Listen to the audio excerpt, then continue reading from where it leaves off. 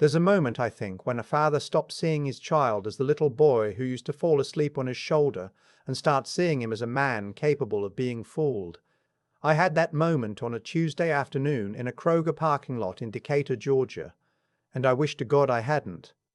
I was 63 years old, retired from 28 years running a small electrical contracting business, and I had more time on my hands than I knew what to do with.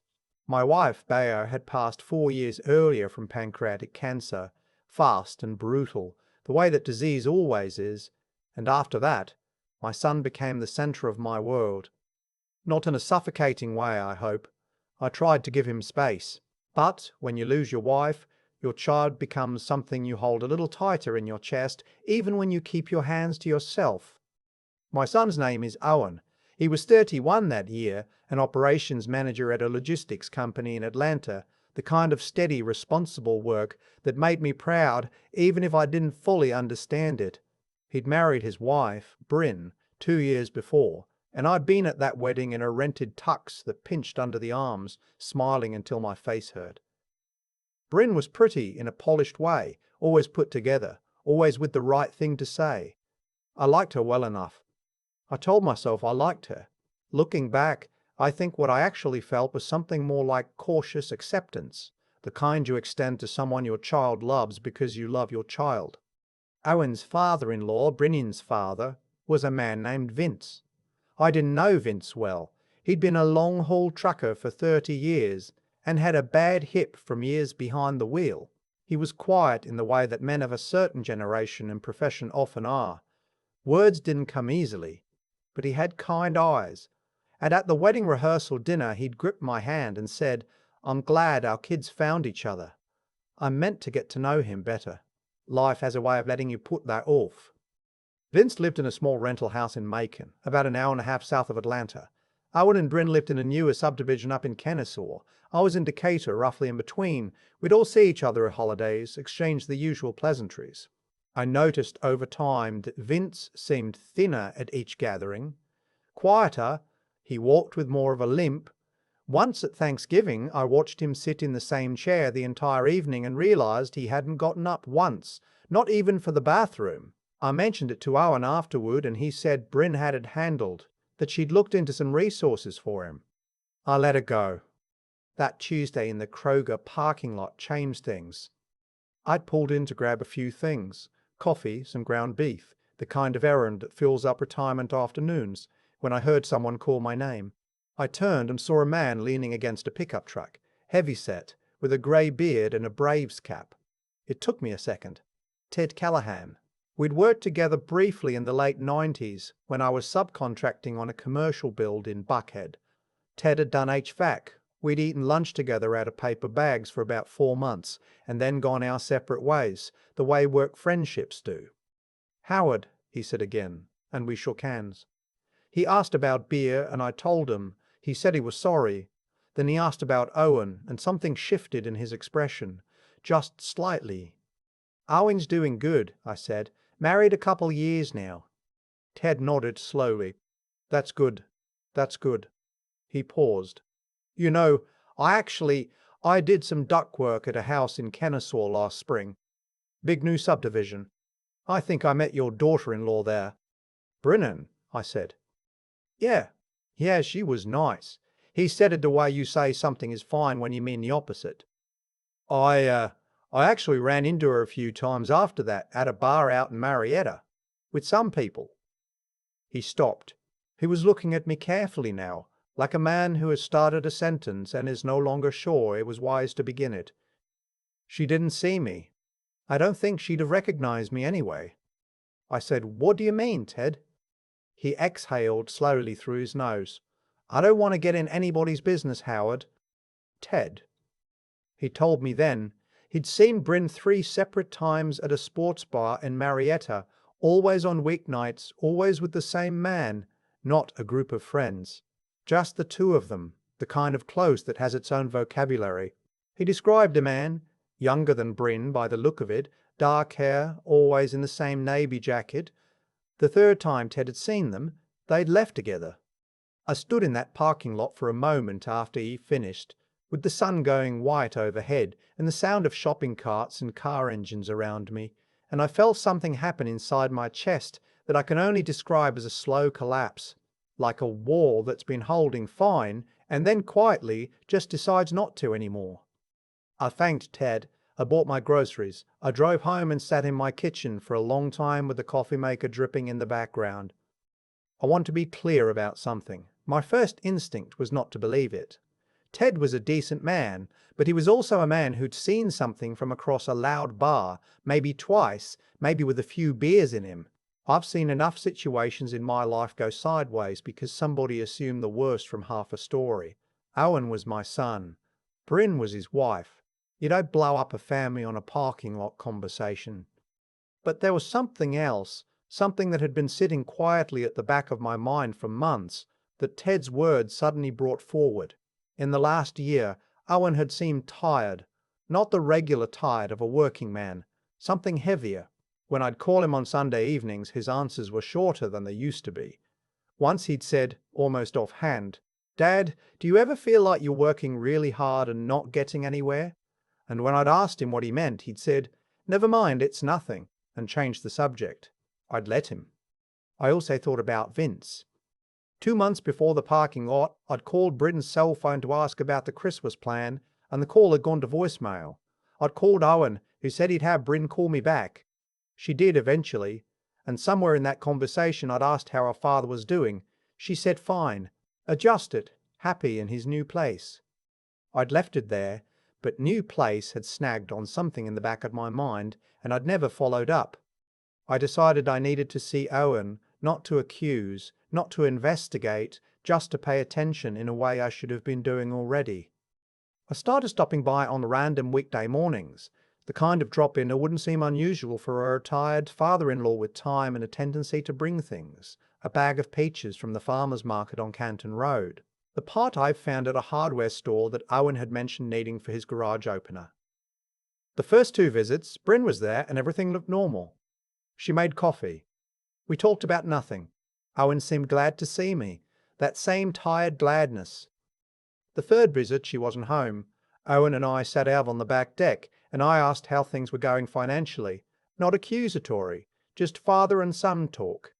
He shrugged, said they were managing, said the new car payment had been tougher than expected.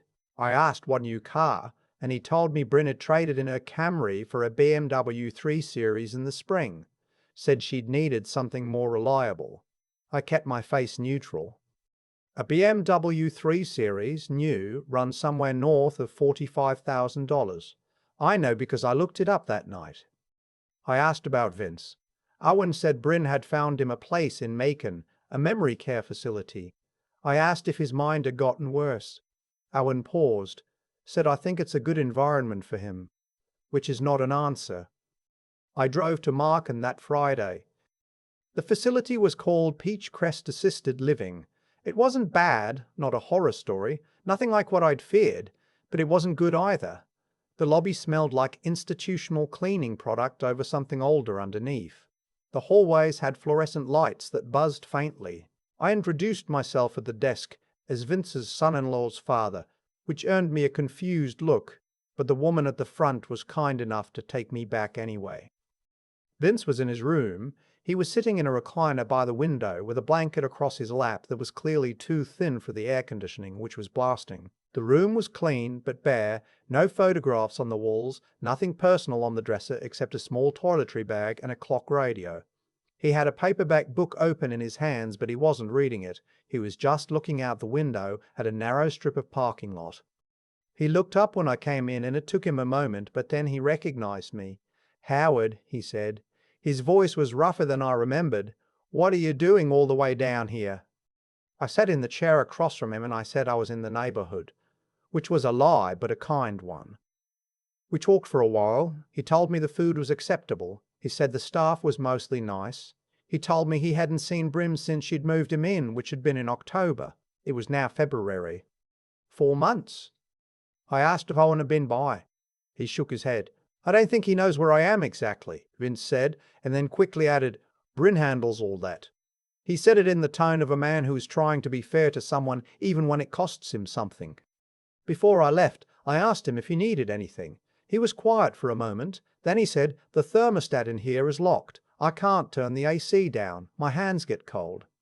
I drove to a Walmart 3 miles away and bought him 2 fleece blankets and a pair of thermal socks. Then I drove back, dropped them with the front desk staff to take to his room, and sat in my car in the parking lot for 15 minutes. I called Owen that evening. I told him I'd been to see Vince. There was a long silence on the line. "You drove to Macon?" he said. "I did." Another silence. "Then Bryn's been meaning to get down there. It's been busy." "Owen," I kept my voice even, "Vince hasn't had a visitor in 4 months. The blanket on his chair is about as thick as a bedsheet. The air conditioning in that room is locked down and he can't turn it off." I heard my son's breathing change. Not dramatic, just a slight shift in the rhythm of it, the sound of something landing. "I didn't know," he said quietly. "I know you didn't."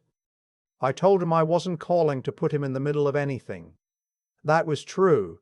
I also told him that I thought there were some things worth paying attention to in his own life, and that I wasn't going to say more than that on the phone, but I'd like to take him to lunch that week.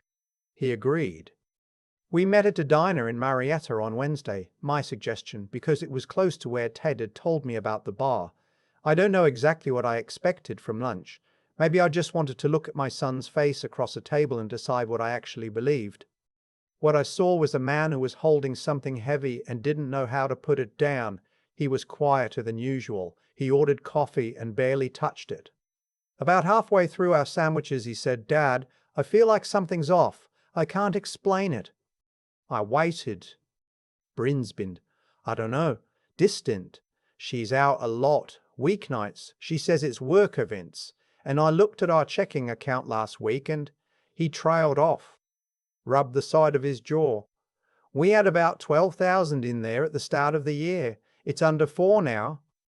He wasn't asking me to confirm anything. He was doing what people do when they're circling something frightening, saying it out loud to see if it sounds as bad as it feels.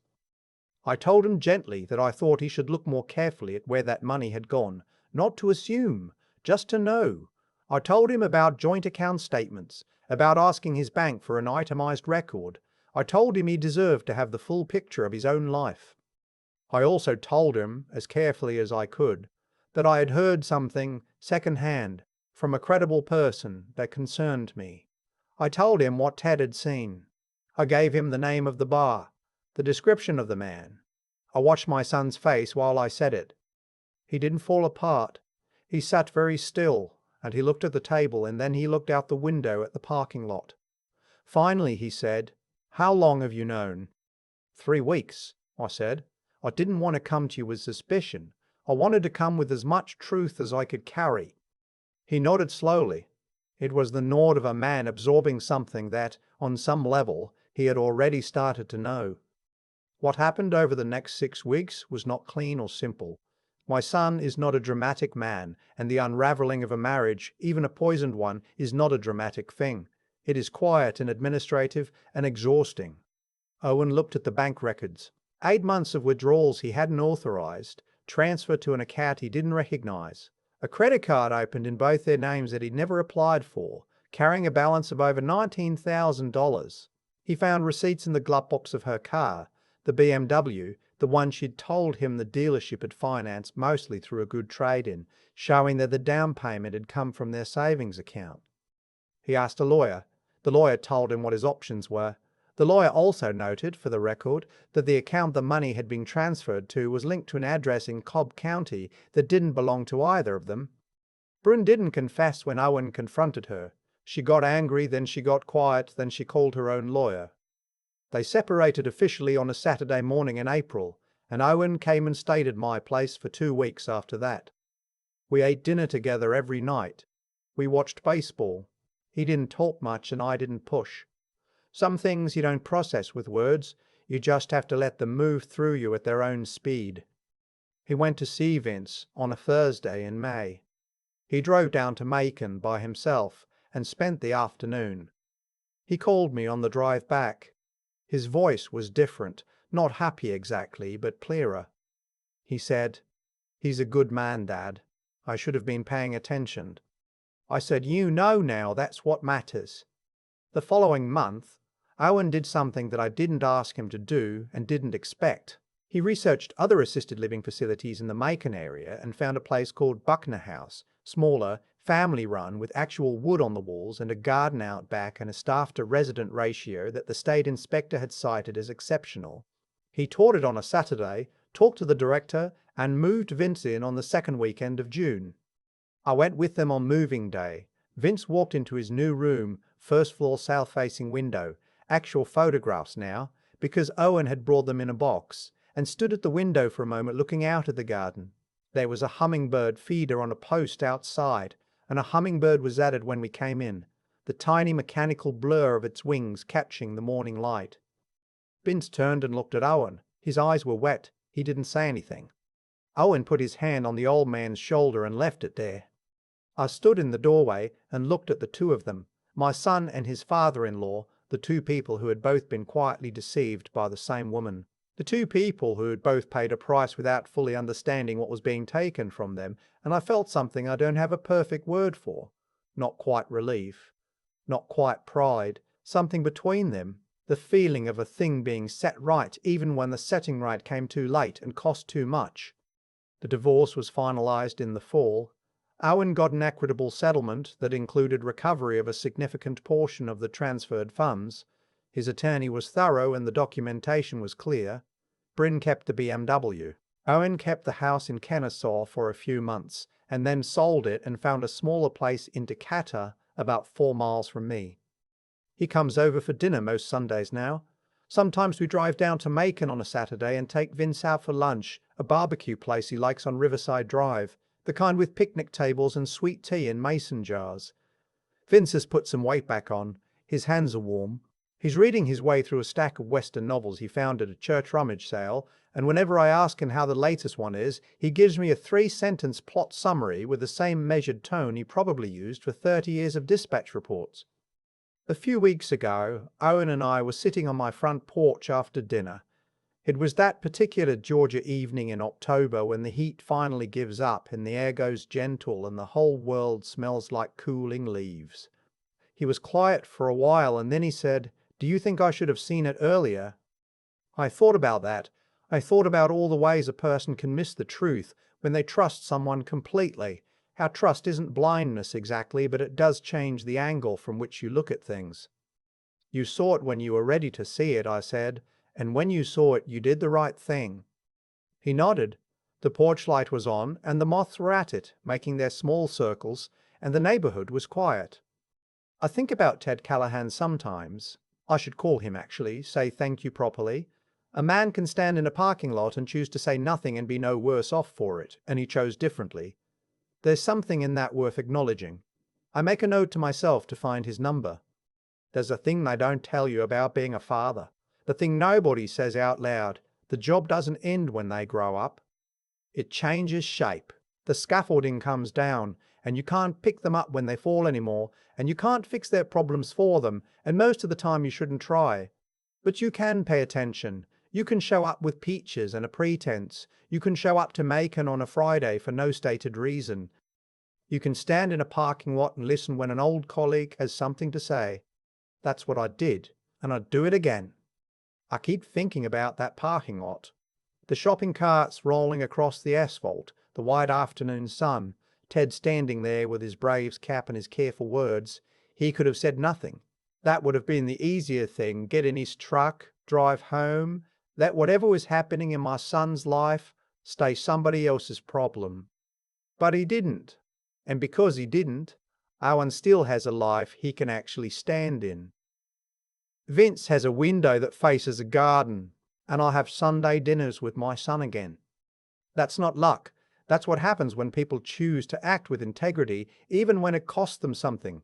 Ted didn't owe me that conversation. He gave it anyway because he understood on some level that doing right by people isn't something you do only when it's convenient. I think about Owen too. About the version of him that existed a year before all this, working long hours, coming home tired, watching money disappear from an account he thought he understood and not quite letting himself know what he was seeing. I don't blame him for that. Trust has a way of narrowing your vision. But I've watched him in the months since, and I've seen something shift in him. He asks harder questions now. He looks at things more directly. He learned, the painful way, that loving someone doesn't mean you stop thinking clearly about them. That's a form of wisdom that can't be handed to a person. It has to be earned, usually through something that costs you. And Vince. I think about Vince sitting in that recliner with the too thin blanket looking out at a parking lot. He never complained to me, not once. He just waited. There is a particular kind of quiet strength in that. In a man who has been set aside and still holds himself with dignity, who doesn't let bitterness eat him even when bitterness would be understandable. I learned something from him that afternoon in Macon. I'm not sure I can put it into words exactly, but it has something to do with endurance, with the idea that the way you carry hard things matters, even when no one is watching. What I know after all of it is this: things tend to find their level, not magically, not without someone deciding to act, but when people behave with honesty and courage, the truth has more room to surface. When they don't, it still surfaces eventually, just with more damage attached. Bryn made choices, and those choices had consequences. Owen looked at his life clearly and chose differently. Vince held on, and someone finally came to find him. None of this came free, but all of it came right. That's what I'll carry from this. Not the anger, not the particulars of lawyers and bank statements and court dates, just the quiet understanding that showing up matters, paying attention matters, driving to Macon on a Friday for no stated reason matters. Sometimes that's all a father can do. Turns out sometimes that's enough.